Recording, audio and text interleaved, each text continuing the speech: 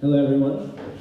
My name is Al Smith, and I want to thank Lucky for inviting me to come here tonight. Thank you, Lucky. And I'm ready to rumble. Let's do this. My story tonight, I'm telling a story. It's about fear and professionalism and rock climbing in the outdoor world. And in 2009, after paying 5 years of tuition for a degree that I really didn't want, I decided to leave college without the degree and move here to Chattanooga to rock climb, to just do that. And that was the plan. That was it.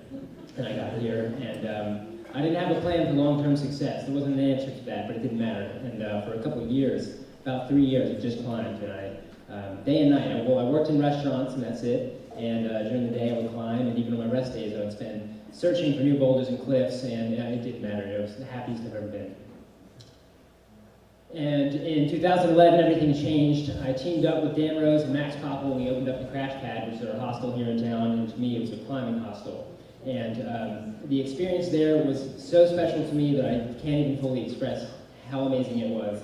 I've never been so excited to do anything ever, of any category as I was to get up every day and do that. And I just rode that wave with such an abandon. And we threw events and parties and hosted people from all over the world. And I really felt like it was a solution permanently to this problem of quitting school and having this disparate feelings about my recreation and my work that converged. But eventually, as Rengo feels, I got a little bit stressed out. I realized in this dynamic life that you can't actually have a permanent solution to anything, because what you want to be doing and what you are doing are two things that are always in flux. So even the Crash Pad being so amazing, I started to get a little bit burnt out. I started to lose touch with the energy that got me there in the first place, and I did not feel like a committed rock climber anymore. And that was the reason I came here. I felt like a worn out and burnt out young professional. And it was a little bit tricky because I wanted to be a young professional, and I didn't think I was going to get that opportunity. I like to have a positive impact and to learn and to feel like I'm getting things done. But despite my desire to have that feeling, I really did start to feel unhappy with where I was at, which is something that I couldn't swallow because that was my one big break. That was the way that those two things could converge, and I truly thought that couldn't even exist. So to have it, and then to start having feelings about how I wanted to let it go, was something that really, I felt like I needed to suppress it. We were chilling all the time, straight up. It was the coolest thing ever. Like, he was nowhere. But even so, I really started to long for, to be broke and to go live in a van and to rock climb full time and to travel. And it really drove me nuts because I felt like I was throwing away basically the only opportunity that I was ever going to get. I was scared that I was never going to find it again. But I really feel like if there's any feeling that I have to follow in my life, it's got to be fear. That is where the things that I need lie, in an undiscovered haze, beckoning me to come find out what they are. And that's where I have to go there. I have to follow. The compass is pointing me towards fear. And eventually I was able to accept the fact that I wanted to do that, and I quit, which was crazy. It wasn't crazy, it felt crazy. I went to Colorado and I lived in a small canyon, Rifle, for 3 months, and there's nothing there. There's not cell phone service, there's not any, it's like nothing. You have to drive to town to get your water. But it's 2 miles long, there's huge cliffs on each side, you don't have to think about anything, there's a creek that runs through the whole thing, and all you do every day is wake up, eat breakfast, climb all day, eat dinner, go to bed, wake up, eat breakfast, climb all day, eat dinner, go to bed, and you're straight chilling, and I've never been so free. It was so, gosh, you know, I needed to have that release. And this is actually my tent.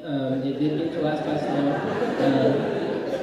Amazingly, I wasn't in it when this happened. I had, I swear, some kind of funny intuition. I decided I'm going to start sleeping in my little Kia Optima that night. And when I woke up in the morning, the tent was flat on the ground. It would have been a really bad night if I was in it. But anyway, the season ended. It was time to go home, and I admit that I kind of halfway did this when I was on the highway through Kansas. I wrote this chart in answer to questions about a life and what a life well lived really meant to me. What are the components of a satisfied, fulfilling, worthwhile existence? What am I going to feel good about later? So I made up these metrics for myself. Do and receive the things you enjoy. Commit to having a positive impact. Be engaged in the process of improvement, growth, and discovery, and maintain a relationship with the outdoor world. And these are things I never really thought I was going to be able to share with an audience, so I'm excited that this event is happening, because I can tell you. But going forward, I really want to focus on only one of these, and it's maintaining a relationship with the outdoor world, because I think it's the one that we feel like is expendable. It's the one that in our professional development and in our, as we move along this train of life, we feel like we can let it go. And I think it's hardwired into us in a way that we can't let it go, and that we start to really miss a lot of things that we can't find and don't have access to in a human-made environment. Like the sense of vitality that you get on a beautiful sunny day, or the fresh air next to a waterfall, or understanding of natural healthy ecosystems, or understanding how everything that we do affects everything else on this planet. And we're so heavily inundated by this input of this professional agenda that we have. We don't have the clarity and the space and the peace to identify with these things. So the point of the story is not to say that everyone in this room should go quit their jobs and move to Colorado for 3 months, which would be sweet. Actually, no, I'm wrong. We should all roll.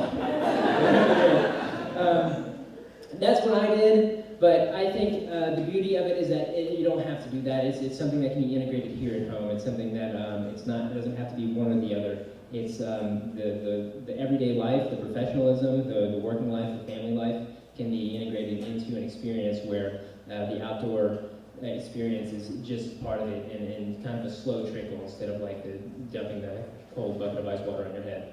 And now I came home, and I'm embracing that now. I'm living here, I'm working here. I'm working with a new company called Tensile. We work with these crazy floating suspended tents, so you're camping off the ground. And it's something that I truly never would have been able to access if I didn't leave. So as counterintuitive as it is to think I could move forward professionally by quitting and disappearing, I think that's the only way that I could move forward from where I was. And I think that idea is hardwired into all of us. And if you're missing that, or if you've lost touch with that relationship with the outdoor world, go get it back. You need it.